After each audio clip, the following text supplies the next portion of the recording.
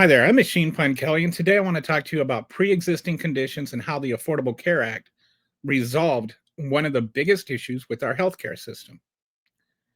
Before we had the Affordable Care Act, insurance companies, when they were looking at individual plans, could deny you coverage based on pre-existing conditions or charge you outrageous amounts of money for it. When I was in my 30s, I was on antidepressants for like 2 months. And so that caused my insurance rates to like triple, and I couldn't afford insurance anymore. So I just had to not have any insurance for a while. And there are a lot of people that were like that. They either couldn't have insurance because companies wouldn't insure them at all, or because they would charge so much money that it was like impossible.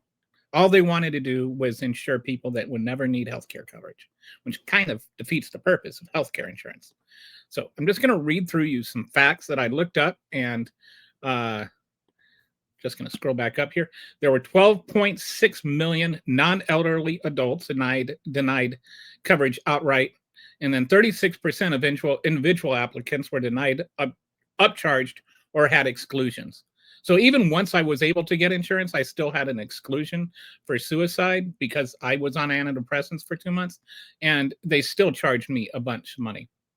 And then 25 to 50% of non-elderly Americans had some pre-existing condition. So that's a lot of Americans.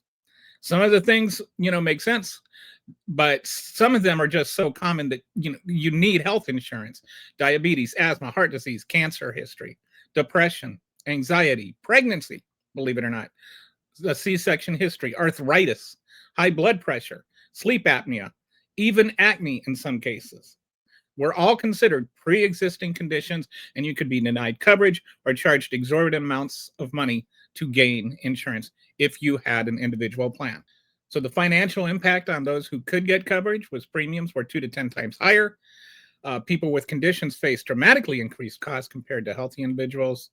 There was high-risk pools they were put in. 35 states operated pools, charging 150 to 200% of standard rates with long waiting lists. And that was the good states. That was the best you could hope for.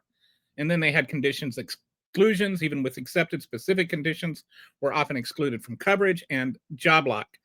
And so this was something else, was that people that had a job with good employer insurance would like stay there even though they hated their jobs, just because they were worried about losing their coverage. So anyway, that's why pre-existing conditions were bad. That's why we got rid of them.